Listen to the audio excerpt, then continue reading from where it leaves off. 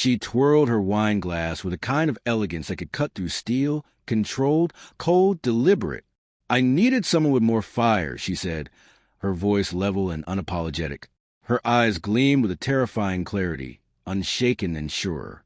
Crimson lips, curled into a self-satisfied smile, lifted the glass in a silent toast to herself, to her choice, to her triumph. My wife, I started to say in my mind, but no ex-wife now. As of this morning's bitter sunrise, that title had slipped from her like everything else. Around us, the air thickened. Her words hovered between us like smoke from a fire I didn't start. Her family sat still, stiff, their eyes locked on anything but me.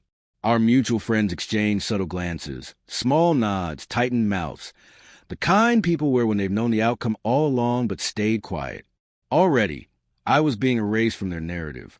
She had told them first, of course, scripted this moment like some cruel, glittering theater. I was the punchline in her private comedy.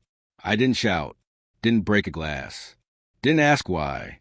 I simply gave a faint smile, one that chilled like forged iron, turned my back, and walked out. Her laugh followed me, slicing through the quiet like a blade. "Look at you," she called out, finally showing some backbone. The door shut behind me, and I didn't look back. By morning, my phone trembled on the nightstand with 92 missed calls.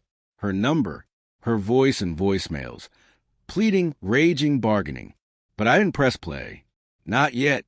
We've been inseparable once. The kind of teenage romance people write into stories. She was the spark, the flame, the chaos. I was the calm, the quiet anchor. I used to think we were opposites that fit perfectly.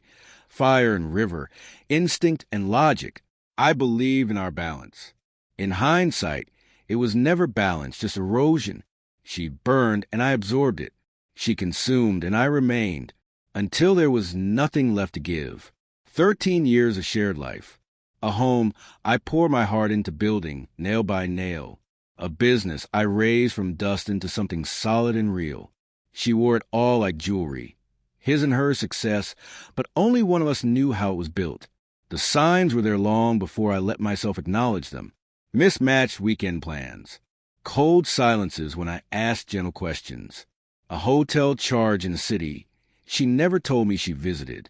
When I asked, she dismissed it. Bank error. Always something simple, something slippery. I nodded. Let it go. But silence, I've learned, isn't always surrender. Sometimes silence is preparation. That night, I didn't drink to forget. I didn't call someone to talk me through the ache. I went to my office, locked the door, and opened a folder I'd been quietly compiling for nearly 2 months. I'm not just a builder of homes. I'm a strategist. Patient, precise. Inside that file, photographs called logs, screenshots, GPS data. I knew his name, Marcus, my so-called friend, the one who turned to me when his own marriage crumbled. He found comfort in mine, it seemed. A private investigator had filled in the blanks. The affair wasn't discreet. It was arrogant, entitled, sloppy. That arrogance would be their undoing. I moved first, clean and quiet. Transferred assets into irrevocable trusts. Legal, airtight, out of her reach. The house? Never in her name. The luxury SUV she flaunted on social media? Leased through my company. Repossessed without fanfare 2 nights before her birthday. She didn't notice. She never asked about the details. She liked being queen, rarely checked who controlled the crown. The next step wasn't rage. It was revelation. I didn't confront her. I delivered the truth elsewhere. Her father got the evidence first. The man who once mocked me for being too soft, for not punching Marcus a night. He drunkenly overstayed his welcome. Then I sent copies to our friends. The ones who claimed neutrality but liked every sunlit picture of her with him in the background. I offered no captions, no justifications, just data. The truth laid bare. Her birthday gala was the stage she chose for celebration. I chose it for reckoning. I RSVP'd with a simple looking forward to it. She didn't expect me to show. The moment I walked in, the chatter dulled. She stood under a chandelier in a blood-red gown, her signature shade of power. When she saw me, her lips lifted. "Didn't think you'd actually come," she said, mocking even in her surprise. I smiled. Wouldn't miss giving you your gift. I handed her a slim envelope, plain, elegant, heavy with finality. She tore it open. Divorce papers. Full evidence. And a note, handwritten on thick stock. You wanted fire. Strong men don't shout. They calculate. They wait. And when the moment is right, they end it cleanly. She blanched.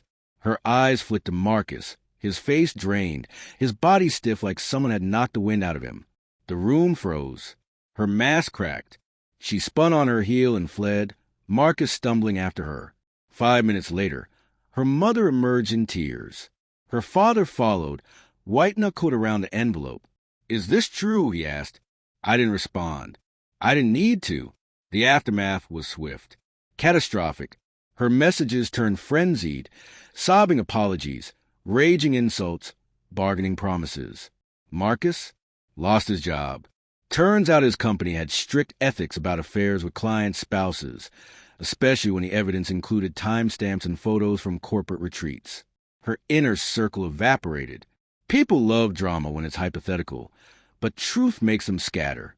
Even her sister, the one who once called me safe and predictable, messaged. She messed up. You didn't deserve it. I didn't respond to her either. I didn't do it for sympathy. I didn't do it to make a scene. She wanted theatrics. I gave her consequence. She wanted fire. I gave her silence, sharpened and surgical, the kind that leaves scars long after the noise has died. 2 days ago, I finalized the sale of the house. Cash buyer. Clean break.